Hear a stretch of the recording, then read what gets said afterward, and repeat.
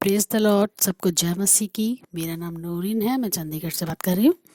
मेरी टेस्टमनी ये है कि लास्ट 1 ईयर से हमारे घर का एटमॉस्फेयर थोड़ा अजीब सा हो गया था कि मेरे हस्बैंड का नेचर भी थोड़ा इरिटेटिंग हो गया।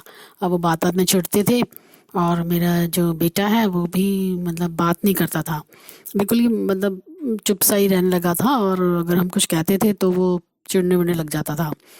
और मेरी भी हेल्थ जो है वो थोड़ी ख़राब सी रहती थी। मुझे ऐसे हेड में ऐसे हैवीनेस सी रहती थी और कभी भी मुझे इतना वीकनेस सी लगती थी जैसे पता नहीं मैं बहुत ज़्यादा बीमार हूँ, ऐसा सा लगने लग जाता था।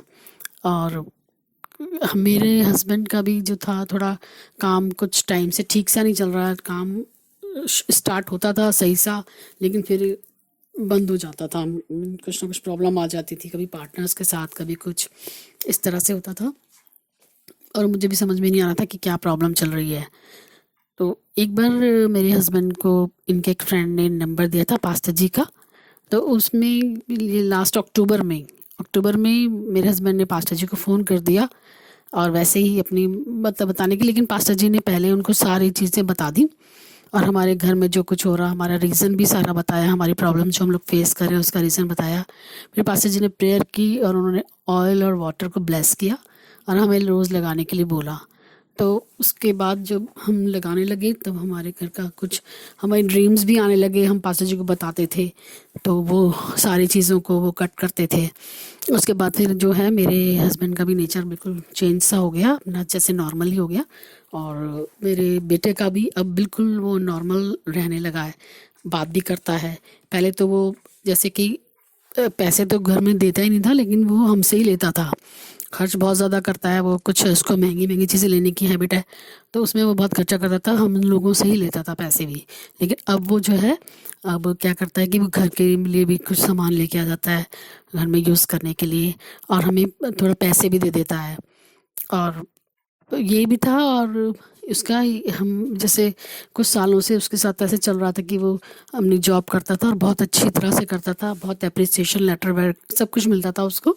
बट वो एंड तक, ईयर के एंड में या मतलब ऐसे ही उसकी जॉब मतलब चली जाती थी, या तो जाना ही बंद कर देता था या वो अपने मैनेजर से लड़ लेता था।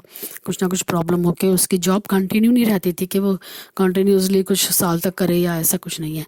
लेकिन तो अब इस बार क्या हुआ कि जब से पास्टर जी ने प्रेयर करना शुरू किया तो उसका एक बार चांस हुआ कि उसकी जॉब जाने वाली थी, लेकिन फिर वो नहीं गई, क्योंकि 1-2 दिन पहले ही हमने पास्टर जी से कुछ प्रेयर कराई थी कि ऐसा ड्रीम आया है, तो पास्टर जी ने की और उसके बाद ऐसा हुआ था कि उसकी जॉब जाने वाली थी। तो वो नहीं हुआ, सब कुछ सही हो गया। फिर उसके बाद एक बारी मुझे ऐसा अजीब सा ड्रीम आया, मैंने पास्टर जी को बताया तो पास्टर जी ने कुछ शो करने के लिए बोला बेटे के लिए। तो मैंने कहा मैं बेटे से तो अभी नहीं कहती, क्योंकि वो तो अपनी सैलरी जल्दी ख़त्म कर ही देता है एंड तक। तो मैंने खुद ही शो कर दिए थे। और फिर करने के बाद उसी दिन उसके एक फ्रेंड ने बताया कि ये कल फिर इसकी जो थी जॉब बिल्कुल जाने वाली थी, लेकिन वो जॉब बच गई। मैंने बहुत खुदा का थैंक्स किया कि ऐसा हमने शो तो किया था, लेकिन खुदा ने उससे बढ़ के हमें बहुत कुछ दिया और खुदा का मैं बहुत शुक्र करती हूँ। और पास्टर जी हमारे लिए रेगुलर प्रेयर करते रहते हैं। और अब मेरे बेटे की जॉब को अब 1.5 साल होने वाला है और उसकी जॉब बहुत अच्छी चल रही है, बल्कि उसको नॉमिनेट किया गया था प्रमोशन के लिए, अभी उसका इंटरव्यू हुआ है। तो अगर खुदा ने चाहा तो उसकी प्रमोशन हो जाएगी, लेकिन उसकी जॉब रेगुलर चल रही है, उसके लिए ही मैं बहुत थैंकफुल हूँ खुदा की।